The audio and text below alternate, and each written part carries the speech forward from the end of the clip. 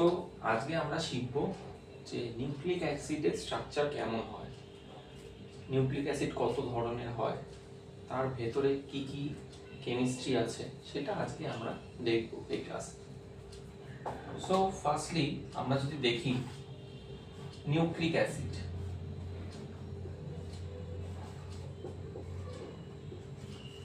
Nucleic acid দু ধরনের হয়, এক হচ্ছে ডিএনএ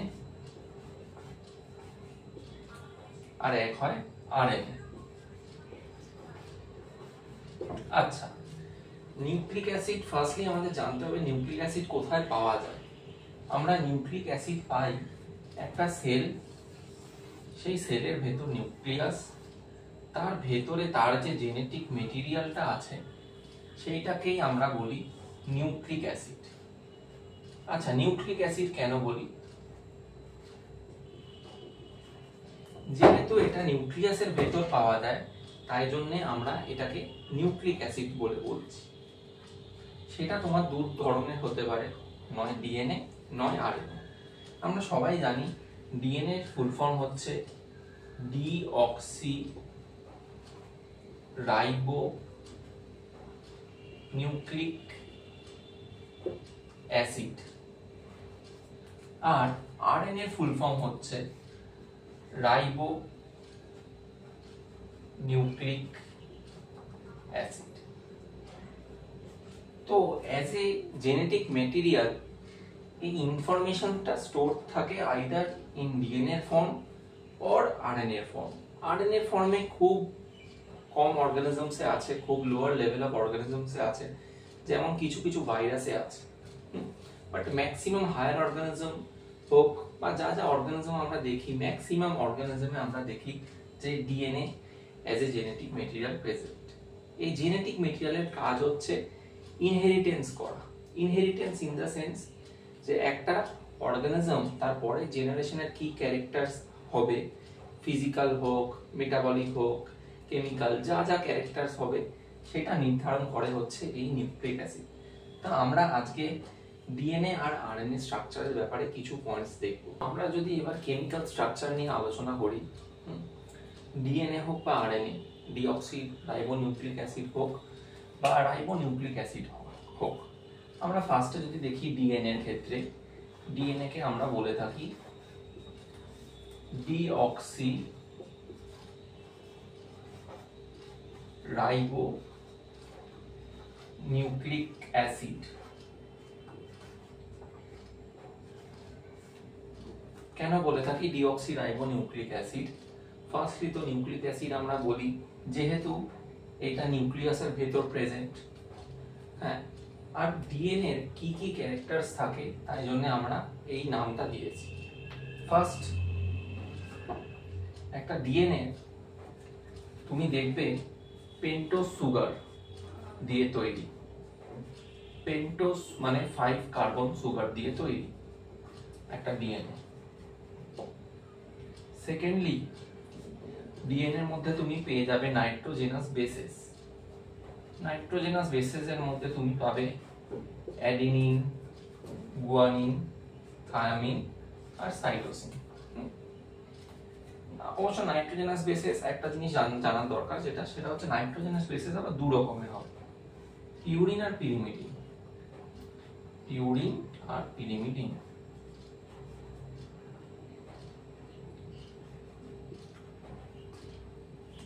পিউরিন দুটো হেটেরোসাইকেল কন্টেন্ট করে, 2 রিং স্ট্রাকচার বলে। 2 রিং, দুটো হেটেরোসাইকেল না লিখে 2 রিংস লেখাটা ভালো, 2 রিং স্ট্রাকচার। আর pyrimidine single ring structure, 1 ring structure. পিউরিনের মধ্যে পড়ে যাবে হচ্ছে অ্যাডিনিন আর গুয়ানিন, আর পিরিমিডিনের মধ্যে পড়ে যাবে হচ্ছে থায়ামিন আর সাইটোসিন। আর সাথে সাথে আমাদের থার্ড যে কম্পোনেন্টটা আছে সেটা হচ্ছে ফসফেট গ্রুপ বা ফসফরিক অ্যাসিড।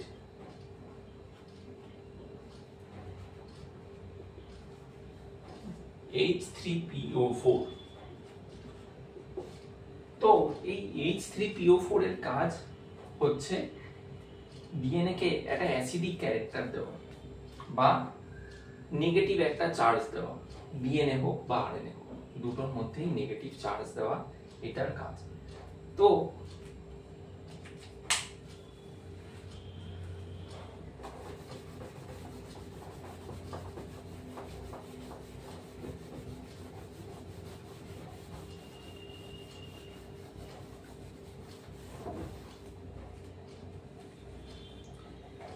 এইবার আমরা দেখব যে ডিএনএ পেন্টোজ যে সুগারটা তার স্ট্রাকচারটা কেমন হয়।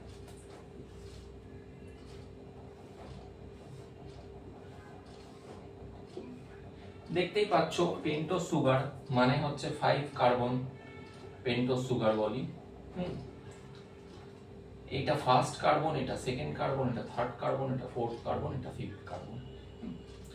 তাহলে OH একে ফেলো, এটা থার্ড কার্বন, এটা ফোর্থ কার্বন, আর এটা ফিফথ কার্বন।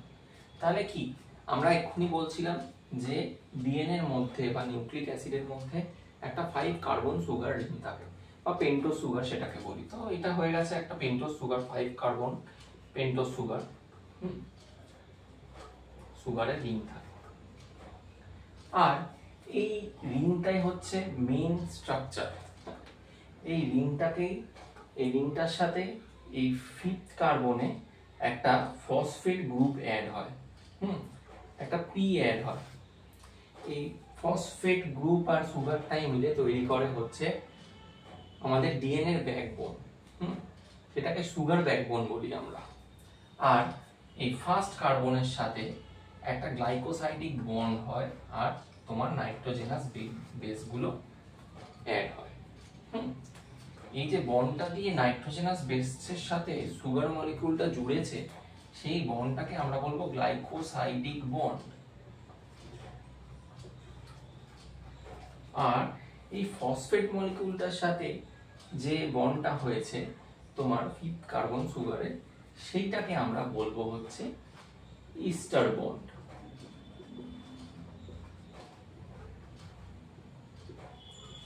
তাহলে দেখো, যদি আমরা ক্লিয়ার করি আমরা কেন বলছি যে ডিএনএ কে ডিঅক্সিরাইবোনিউক্লিক অ্যাসিড কেন বলছি আমরা, যেহেতু এই ডিএনএ দেখো সেকেন্ড যে কার্বনটা আছে সেখানে কিন্তু অক্সিজেন নেই। এই দেখো সব জায়গায় কিন্তু অক্সিজেন আছে, হ্যাঁ, বাকি সবগুলো কার্বনে অক্সিজেন আছে, কিন্তু এখানে কিন্তু কোনো অক্সিজেন নেই, এখানে কোনো অক্সিজেন নেই। তাই জন্যই আমরা বলছি ডিঅক্সিরাইবোনিউক্লিক অ্যাসিড। এইটাই হচ্ছে মেইন স্ট্রাকচার, নাইট্রোজেনাস বেসের স্ট্রাকচার আর ফসফেটের স্ট্রাকচার সেইগুলো আসে না সেভাবে। তো এটা জানলেই আমাদের হবে।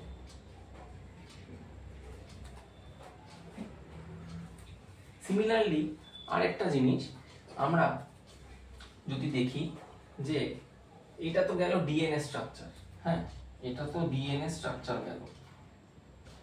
এইবার যদি আরএনএ স্ট্রাকচার দিতে হয় তাহলে কিন্তু পুরোটাই সেম হবে, শুধু ডিফারেন্স আসবে হচ্ছে এখানে এইচ শুধু না, এখানে OH হবে, এখানে অক্সিজেন থাকবে, সিম্পল, আর কিচ্ছু জানার নেই। এটা তাহলে হয়ে যাবে আরএনএ না, এটা হয়ে যাবে ডিএনএ, হ্যাঁ, এটা হয়ে যাবে, সরি, আরএনএ, এটা আরএনএ হয়ে যাবে।